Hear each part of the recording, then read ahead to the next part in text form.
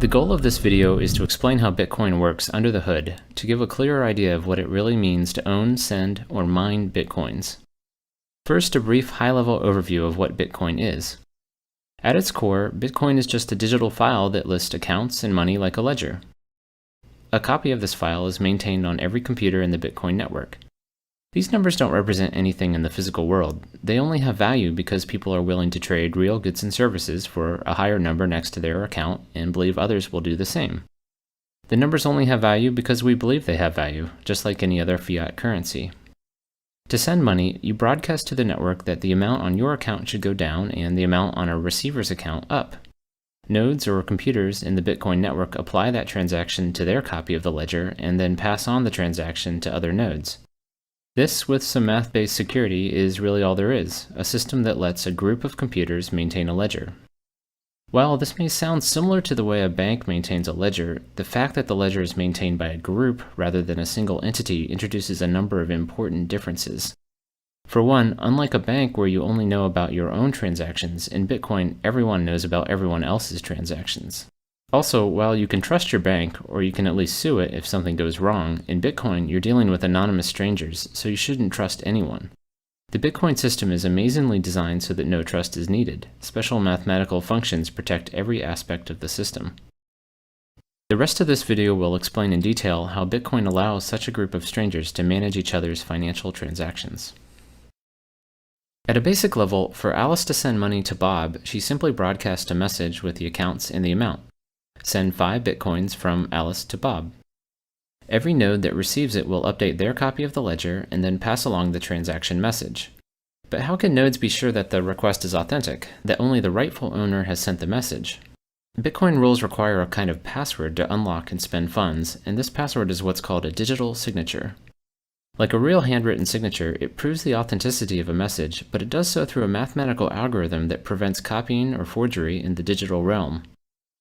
Unlike a simple static password, a completely different digital signature is required for every transaction. Keep in mind that in Bitcoin, you're dealing with complete strangers, so you never want to reveal a password that could be copied and reused by someone else. A digital signature works by utilizing 2 different but connected keys, a private key to create a signature and a public key that others can use to check it. You can think of the private key as the true password and the signature as an intermediary that proves you have the password without requiring you to reveal it. Public keys are actually the send to addresses in Bitcoin, so when you send someone money, you're really sending it to their public key. To spend money, you must prove that you're the true owner of a public key address where money was sent, and you do that by generating a digital signature from a transaction message and your private key. Other nodes in the network can use that signature in a different function to verify that it corresponds with your public key. Through the math behind the digital signature, they are able to verify that the sender owned a private key without actually seeing the private key. Importantly, because the signature depends on the message, it will be different for every transaction and therefore can't be reused by someone for a different transaction. This dependence on the message also means that no one can modify the message while passing it along the network, as any changes to the message would invalidate the signature. The math behind this is fairly complex, and while I won't try to explain it fully now, here are some topics you can Google to get started: elliptic curve digital signature algorithm and mathematical trapdoor. More at the end of the video.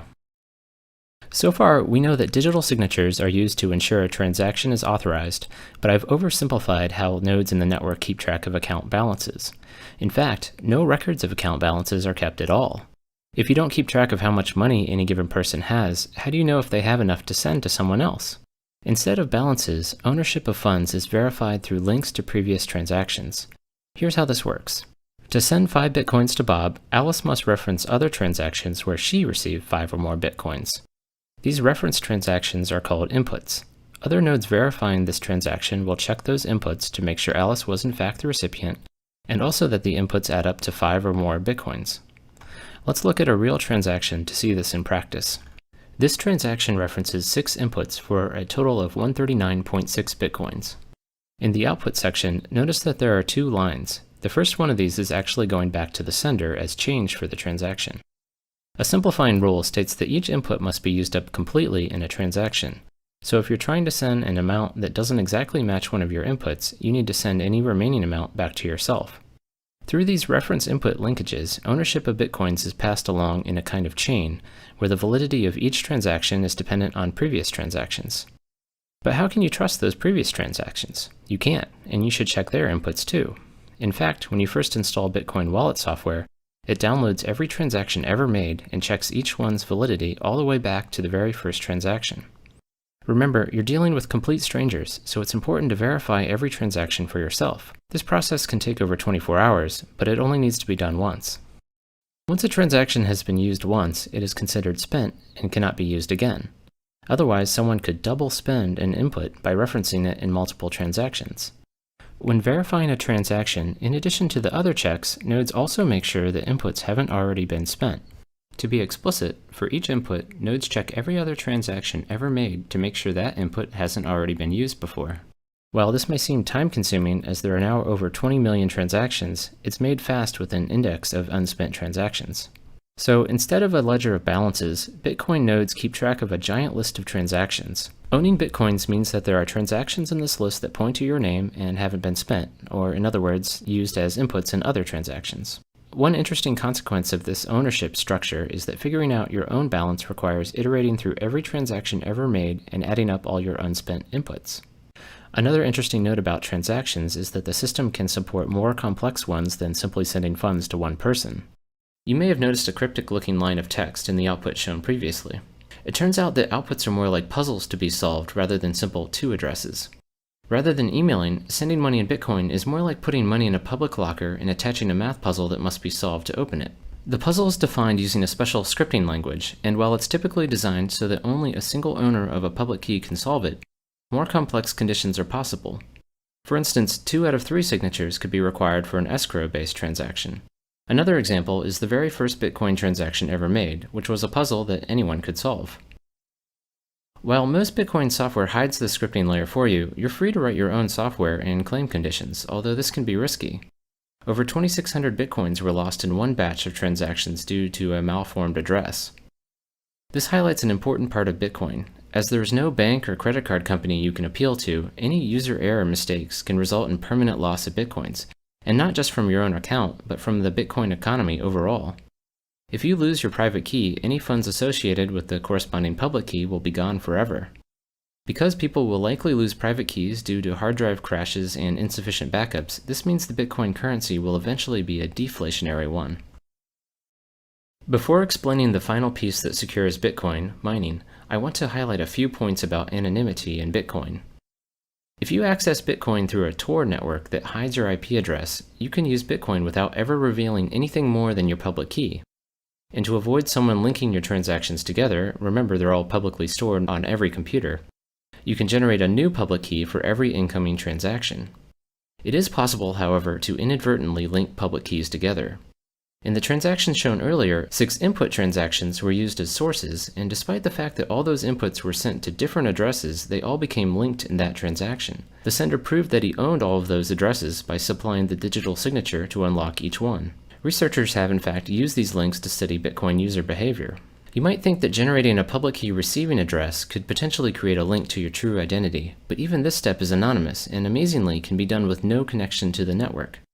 You simply click a button in your wallet software and it randomly generates a new private and public key. Because there are so many different possible addresses, there's no reason to even check if someone else already has that key. Compare this to signing up for an email address where almost everything you might try has been taken. In fact, if you did guess someone else's key, you would have access to all their money. This is the total number of possible Bitcoin addresses. These large numbers protect the Bitcoin system in several ways, so it's useful to try to appreciate just how big they are. Some estimates for the number of grains of sand in the entire world are around 7.5 million trillion. Now imagine that every grain of sand represented an entire other Earth of additional grains, and you're still much smaller than the possible number of Bitcoin addresses. Let's recap Bitcoin security so far. By verifying the digital signature, we know that only the true owner could have created the transaction message. And to make sure the sender actually has money to spend, we also check each referenced input, making sure it is unspent. But there is still one large security hole in the system that can make this unspent check unreliable, and this has to do with the order of transactions. Considering that transactions are passed node by node through the network, there's no guarantee that the order in which you receive them represents the order in which they were created. And you shouldn't trust a timestamp because someone could easily lie about the time a transaction was created. Therefore, you have no way to tell whether one transaction came before another, and this opens up the potential for fraud. A malicious user, Alice, could send a transaction giving money to Bob, wait for Bob to ship a product, and then send another transaction referencing that same input back to herself. Because of differences in propagation times, some nodes on the network would receive the second double spending transaction before the one to Bob. And when Bob's transaction arrived, they would consider it invalid because it's trying to reuse an input. So Bob would be out both his shipped product and his money. Overall, there would be disagreement across the network about whether Bob or Alice had the money because there's no way to prove which transaction came first.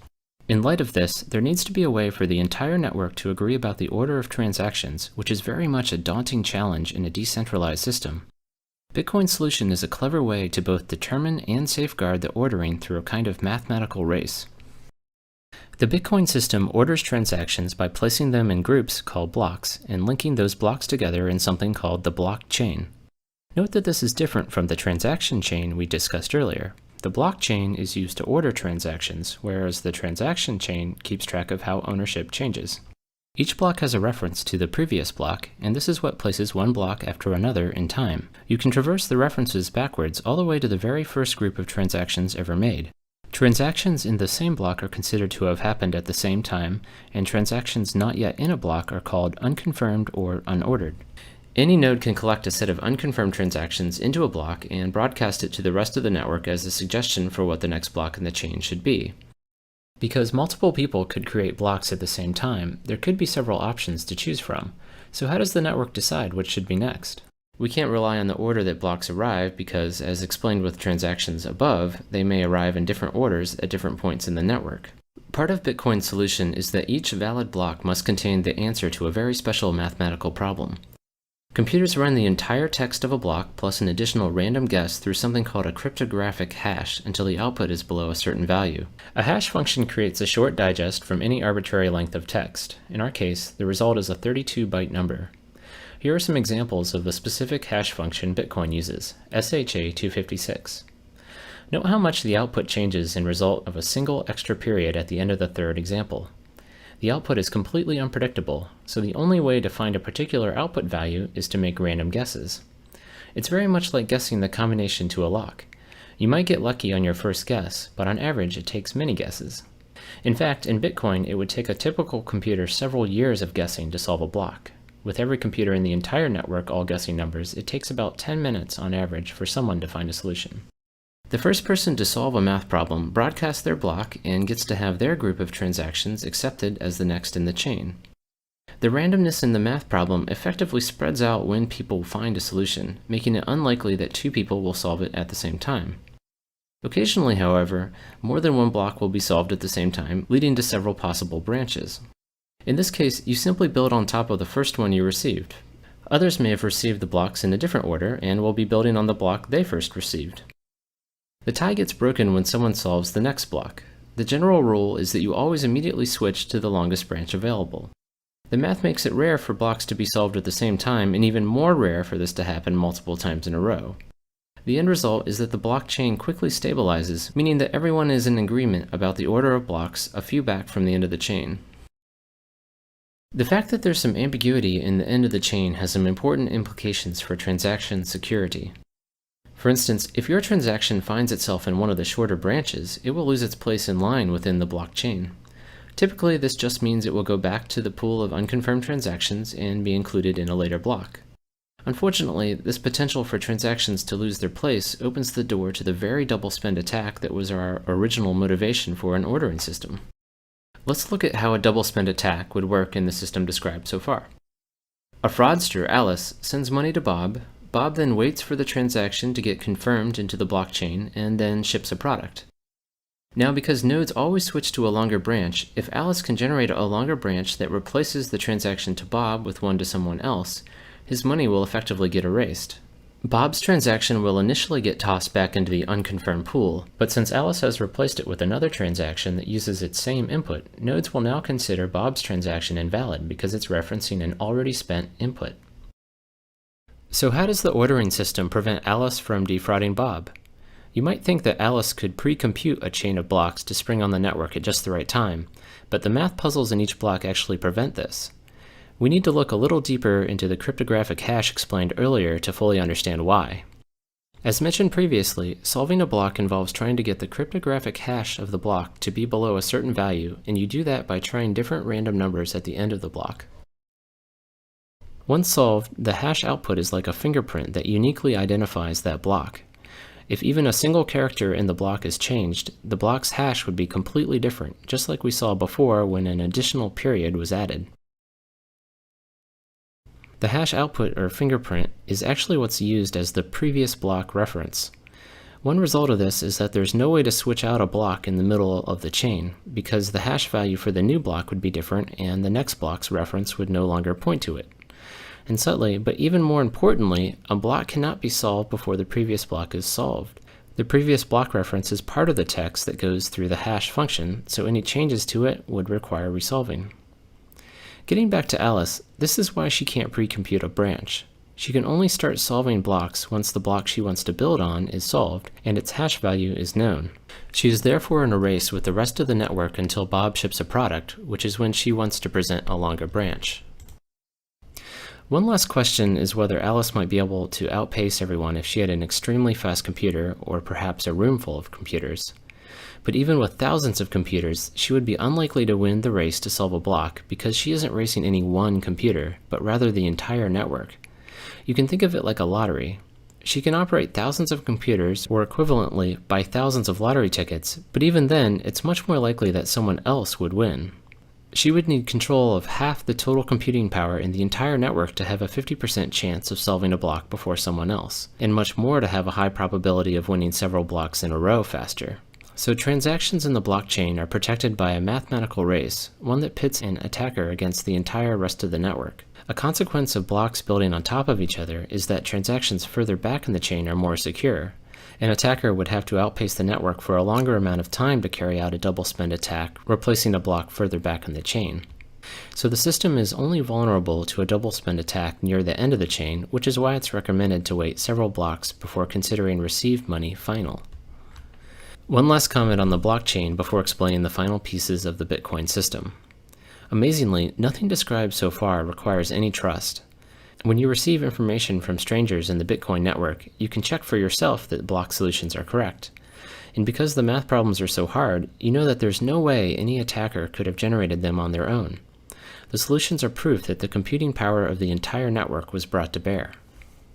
Now that we've discussed how money is transferred through digital signatures and transaction chains, and how the order of those transactions is protected in the blockchain, let's go over the final piece, where Bitcoins come from.